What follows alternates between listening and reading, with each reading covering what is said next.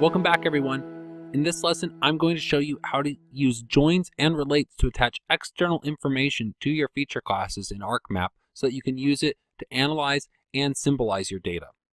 You'll notice that in this lesson, we're back to our trusty rivers and watersheds data again. So remember when we worked with spatial joins and I mentioned how spatial joins are a specific type of join where we attach data based upon their relationship in space? In this case, we're doing a table join where we attach data from one table to another when they share the same value in an attribute in each table, and we specify the field in each table that we use for the matching. In this lecture, we're going to focus on how to actually do the attaching of the data in ArcMap here. But in a lecture in the next class, I'll show you how to structure your own data tables so that you can prepare them to be able to be joined in with ArcGIS. The first question many of you will probably have is, why would I want to join in data? In what case will I need data that's not already in my attribute table? I'm just going to go collect data on my GPS and I'll enter the information I need right there or something like that. Well, there are lots of cases where you might want to be able to join in data. So, for example, joining in data allows us to separate our data in appropriate ways that makes each component more reusable. The simplest data separation is when you might have hundreds or thousands of attributes for each feature. You might instead want to group it by themes into different tables and attach that data in only when you need it so that the attribute table is easier to work with. This would be in a use case like what we work with the census data, with that population data I showed in a previous lesson. There's just tons and tons of data to attach at the county level and at the census tract level, and it would be really unwieldy and huge to try to download all of it at once. Another example would be if you have a data set that you downloaded from one party and then a third party created some attributes to attach that add value to your analysis. An example of this is these rivers right here, which is what I'm going to show you. These rivers are from a data set called NHD, the National Hydrography data set. But that upstream area attribute that I've been using so much in our demonstrations, that's an attribute from a third party. It's part of the NHD Plus, where they ran a bunch of different analyses on rivers all across the US and produced many different attribute tables that you can attach in to add additional value in your analysis. So let's do that join. You could see here I have the cumulative area table. That's the table from NHD Plus in my map document, and then I have my rivers layer here. You'll also maybe notice that the table of contents doesn't look like it usually does. That's over here, and this is because this is the drawing order version of the table of contents. Here we have the list by source version of the table of contents, and it kicks in when we add tables in because tables don't have a drawing order, so it wants to show them to us by default. You can switch back to drawing order, but for now we'd like to view them in the list data by source view. Doing a join in ArcGIS is relatively easy. All I need to do is right click on the features I want to attach attributes to and go to joins and relates and then join. And I get a dialog here, and I can join attributes from a table. And I can also do a spatial join right here. In practice, I almost always use the geoprocessing tool to do it instead, but just a note. One thing I want to point out is that ArcMap tries to be, I think, a little too helpful here, and a lot of students of mine tend to get into trouble because Arc suggests tables and values for you. So if you're rushing through it, you may end up with a bad join because you didn't select one of these parameters correctly. So take it slow and pay attention to what you're doing when you're joining data. So the first thing I do want to do is select the table to join to this layer. So it is the cumulative area table, and so I'll leave that selected. And then I need to select the common field that's present in my feature data to initiate the join. So that's COM_ID in this case. They both will have the information that's in that field. If it helps to conceptualize it, COM_ID stands for Common Identifier, and it's across the NHD data set. They use this COM_ID to identify attributes and features that match each other. So here's one of those cases of ArcMap being a little too helpful. It selects a field in my table now that matches the same data type as COM_ID. COM_ID is an integer, so it gives me integer attributes in the cumulative area table that I can join, but it selects one by default for me. So students I have when they're rushing through just leave OID selected and click OK, and then they don't get any matching records. In this case, it's really easy. COM_ID is the field that we actually want to join to. In practice, they don't have to have the same name, and they often won't, as I'll tell you in the next class, but In this case, it's really easy because we're matching COM ID to COM ID. And then the last thing is some join options. We can either keep all the records regardless of whether they successfully join, or only keep the records that actually receive a join. Sometimes it's really useful if you have a table coming in. Maybe that's the only information you want to pay attention to, is the information in the table that actually matches features in your data set. So if I click keep only matching records, that would tell me. One thing that helps if you do think you might get yourself into trouble rushing through is to click validate join. And it's going to check everything and make sure that the number of records match and a couple of other checks in the data sets.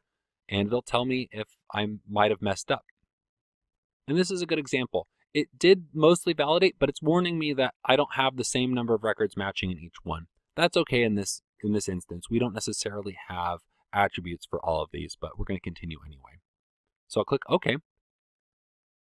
It's going to make the join, and I see no outward-facing difference in my data set right now. But if I right-click on my attribute table and go to Open Attribute Table, it looks pretty typical in this case. But if I go to the right, I'll see those two attributes there. And if I right-click on one of them and go to Properties, I'll see its full name, which is prefixed by the table name, cumulative area dot total drainage area square kilometers here. So I can click OK and close it out. And just to prove that it was a join and that that information wasn't there, we're going to now remove the join, and then we'll come take a look at the attribute table again. So if you're done with the join and you want to remove it, you can right-click on it, go to Joins and Relates, Remove Joins, and click on the join you want to remove. And if I go back and look at the attribute table, I'll see it's not there anymore. I'm going to just really quickly add that same join back, though, because I want to show you something else. So COM ID matching to COM ID on the cumulative area table, keeping all records. Okay. So we have our join on this table. We can see those records here. But then if I close that out, here's another copy of the same data here. This is the rivers layer that I didn't initiate the join on. And the join is just in this map document. The join is not actually attaching information to the underlying feature data on my hard drive right now. It's not editing the data in the geodatabase. Instead, it's just making that connection in this map document for this map. A new map document with that data would not have the join. And in fact, this rivers layer will not have the join, even though it's the same data, because I didn't join it to this copy of the rivers. So we saw that the other rivers layer had the join. This one will not. Switch out to selection mode. And if I go to the end of the table, no join. So that just shows that it's specific to the layer in the map document and not going all the way down to the actual underlying data. Now, let's just do one more join here. I'm going to remove this join one more time, and we're going to go try to add it back, but this time we're going to do it wrong because I want to show you how you know when you mess up a join. So if I go to COM ID here and then leave it as OID in this case, because that'll be incorrect, and keep all records, I'll click OK. And it still looks like it did before, right?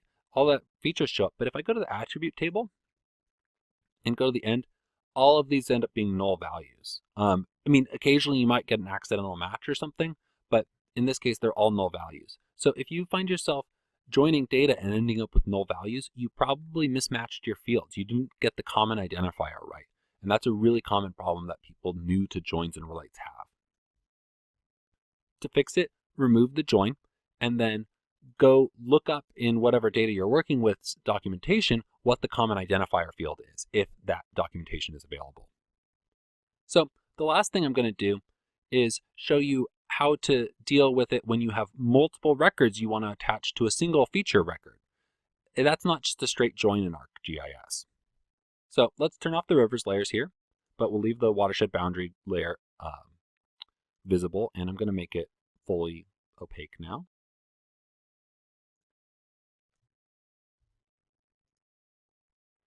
And right here, this main.observations table, I have a bunch of records of fish species occurrence in each watershed. And so a watershed may have thousands of records of a fish species in it, or it may have 0. And what we want to do is we want to attach that information so it's usable in ArcGIS and browsable here. So what I need to do instead in Arc is I do a relate. And a relate does what we call a one-to-many join. We have one feature joining to many records in the foreign table, the main.observations table. And the setup is really similar though. I still need to select the table that we're joining to it, and I need to select the fields that they have in common. In this case, they have the HUC12 information in common, and this first feature data has a HUC12 field, but the main.observations table doesn't have a HUC12 field. And so I have to know in this case that the zone ID field is what has the HUC12 information. It has the common information that we can relate to the HUC12 field in the WBD subwatershed table. So now I need to give it a name, and I'll give it a species occurrence. And I'll click OK. And if I open up the attribute table, what'll be immediately alarming is I don't have any additional information at this point that I didn't have before.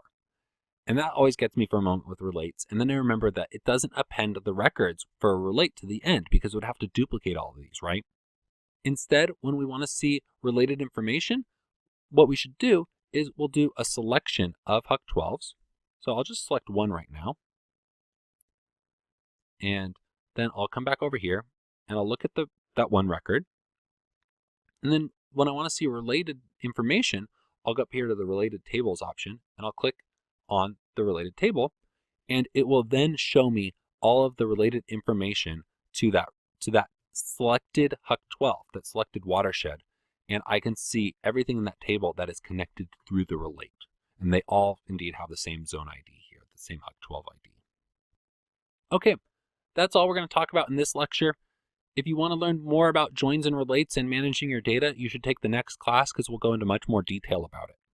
That may initially sound a little boring, but it's going to allow you to do much more powerful things with your GIS data because you can incorporate so much additional third-party data and you can develop your own complex data sets with it.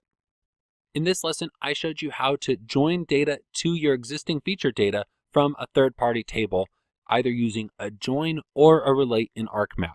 And this allows you to bring in third-party data or lots of additional attributes or separate your own data using best practices. In the next lecture, I'll show you how to troubleshoot the kinds of problems you might encounter when doing geoprocessing operations or working in ArcMap. As a technical profession, you will encounter problems working with GIS, but if you know how to deal with them, if you know how to search out and find solutions to your problems, you're going to be able to work just fine with it. So that's what we're going to cover in the next lecture. See you there.